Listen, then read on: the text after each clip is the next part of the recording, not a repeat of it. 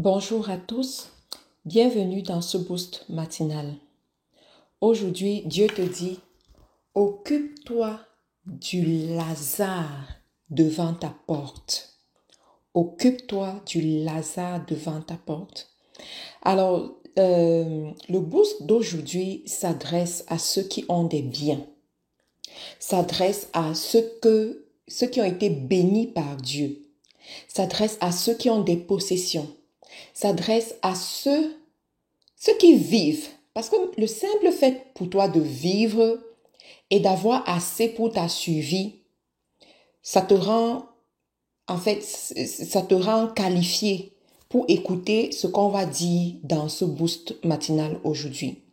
Ce boost aussi s'adresse à tous ceux qui ont les Lazars, qu'ils méconnaissent devant leur porte. Tout au long de ce boost, je vais t'expliquer qui est le Lazare devant ta porte dans notre monde d'aujourd'hui. Alors, notre texte est tiré de cette parole. Luc 16 plutôt, verset 19 à 31. Luc 16, verset 19 à 31. C'est assez long, je ne vais pas tout lire, mais je vous raconte rapidement.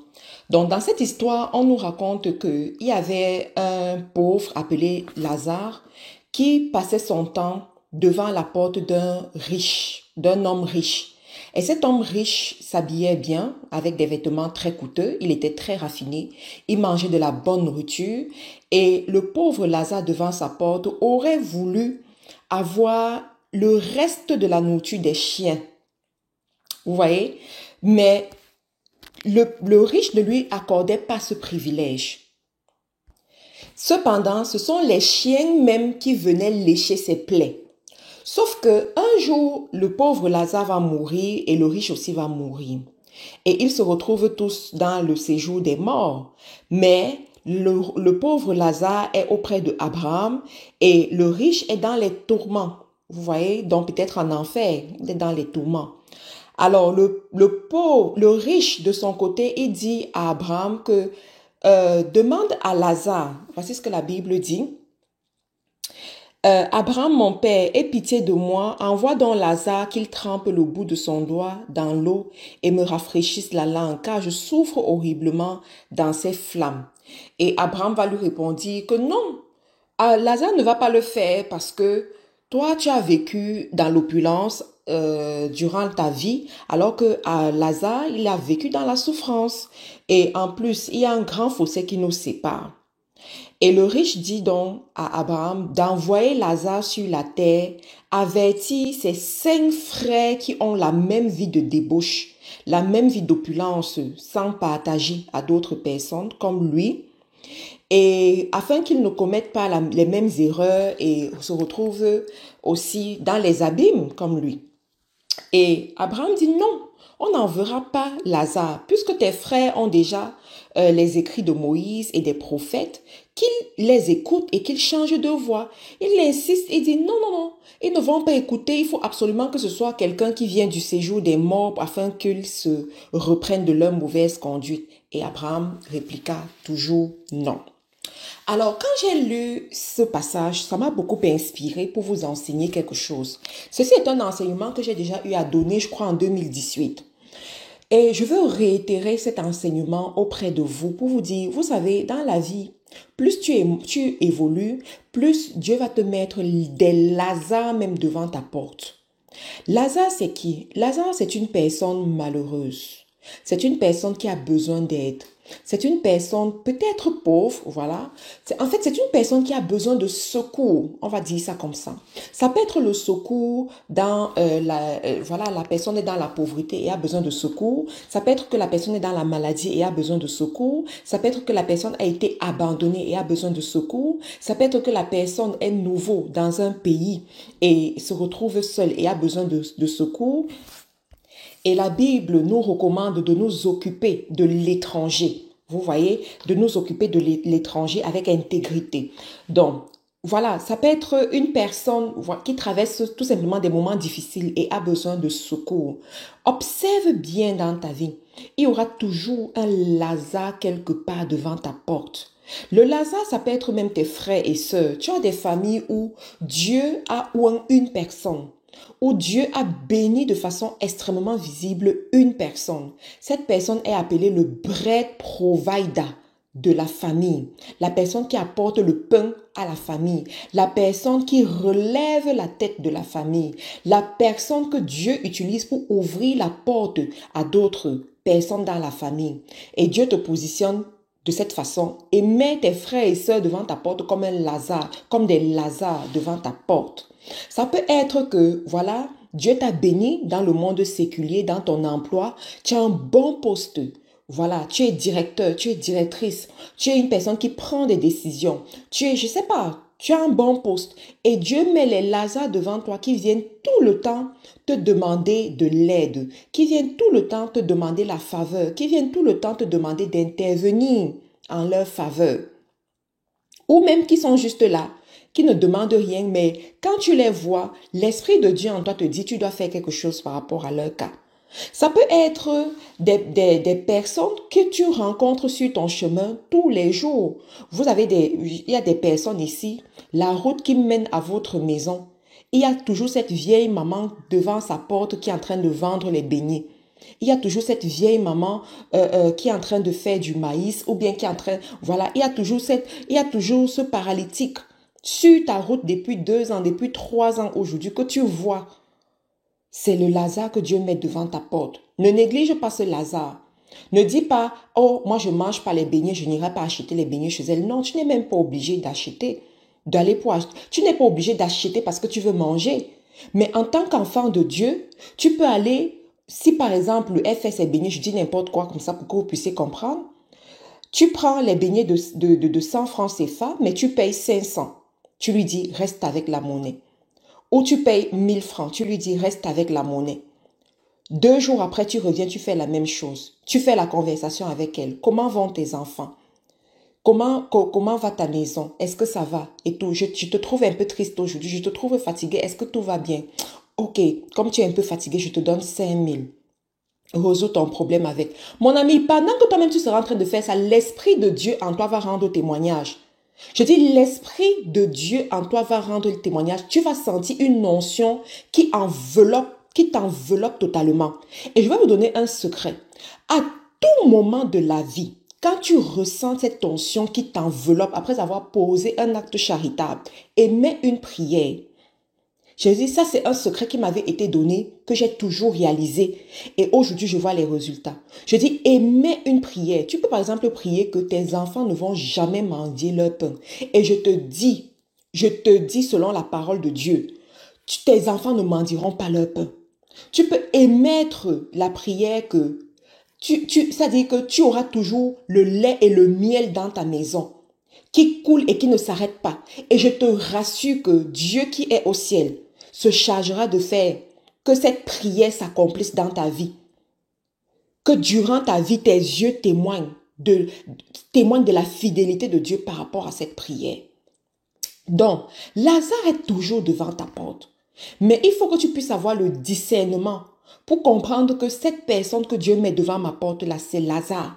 Cette personne qui est devant moi tout le temps, cette personne qui ne fait que revenir, c'est Lazare. Je dois aider Lazare. Parce que la Bible est claire, la Bible dit, lorsque le riche se retrouve dans les abîmes, il a besoin de Lazare pour l'aider. Mais Abraham dit non. Vous voyez? Alors, il faut comprendre qu'ici, c'était un riche qui ne se souciait pas de son prochain. C'était un riche qui n'aidait pas son prochain. C'était un riche qui ne savait pas donner. Pourtant, la Bible nous recommande, parce que si tu continues à lire l'histoire, les chapitres qui suivent, la Bible dit que ceux-là qui ont acquis des biens qui sont entachés de justice, que ces gens-là utilisent ces biens pour se faire des amis qui vont les accueillir de façon éternelle. Tu comprends ça? C'est trop profond. Je n'ai pas le temps pour décortiquer ça parce qu'il y a trop de subtilité à l'intérieur. Mais ça viendra par la grâce de Dieu. On aura le temps de décortiquer ça un autre jour. Mais ce que tu dois comprendre aujourd'hui, c'est que les biens que Dieu te donne, il y a la portion de Lazare à l'intérieur. La bénédiction que Dieu te donne, il y a la portion de Lazare à l'intérieur. Lazare, c'est une personne à qui tu donnes, tu n'attends rien en retour. Même le merci, tu n'attends pas le merci en retour. Lazare, c'est une personne à qui tu donnes. Et Tu n'es même pas sûr qu'il va utiliser ça à bon escient, ce que tu es en train de lui donner. Mais tu lui donnes quand même.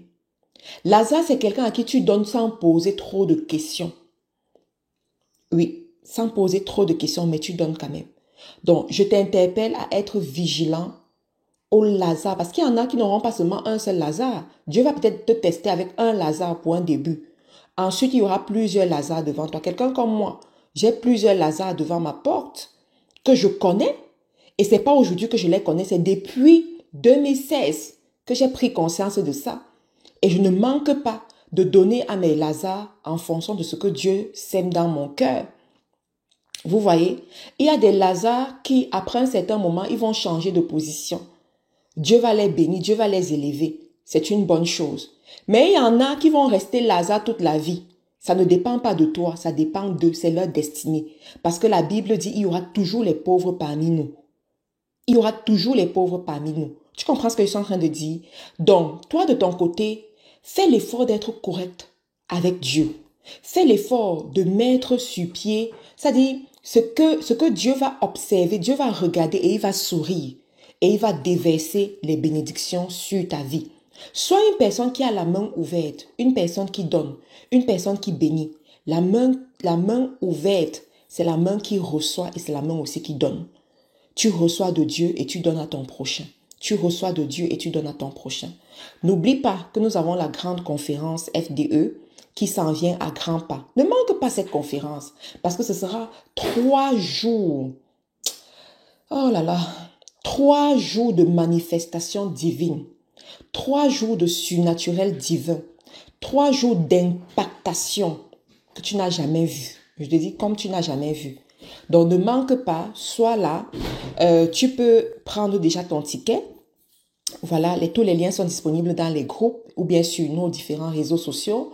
Tu peux aussi envoyer ta portion de bénédiction. S'il est vrai qu'un jour FDO t'a béni, que les mamans de FDO t'ont béni, pourquoi ne pas, en tant qu'enfant de la maison, dire voici ma petite contribution que j'envoie pour ce grand événement de l'année. C'est le seul grand événement de l'année où on vous demande de contribuer comme ça. Donc, voici ma petite contribution pour ce grand événement de l'année, que Dieu bénisse ma sémence. Et tu observes dans ta vie comment Dieu va bénir ta sémence. Pourquoi ne pas venir proposer tes services pour pouvoir aider, pour que cette conférence puisse bien se passer? Pourquoi ne pas te tenir à la brèche dans la prière? Prier pour tous les participants. Prier pour que cette conférence puisse bien se passer. Commencer à baliser les lieux dans la prière. Ceci est notre affaire. Vous voyez, ceci est notre affaire. Nous devons nous lever dans la prière. Nous devons nous lever comme les enfants de Dieu afin que cela puisse bien se passer. Je prie que Dieu te bénisse, que Dieu ouvre tes yeux afin que tu puisses te rendre compte de la bénédiction qui repose dans ta vie. Que tu puisses te rendre compte que tu as des richesses qui sont à toi, que Dieu t'a donné à toi pour te faire plaisir, pour te bénir. Aussi vrai que tu vas reconnaître ces bénédictions, Dieu va les ajouter encore. Je prie que Dieu puisse ouvrir tes yeux sur les Lazars qui sont devant ta porte et que tu aies la main facile pour donner à ces Lazars, pour que tu fasses du bien à ces Lazars. Je prie que Dieu remplisse tes greniers, élargisse ta tente afin que tu aies davantage pour donner à ton prochain. Tu as appelé à la dimension du plus cassé, comme Joseph chez le roi, chez Pharaon.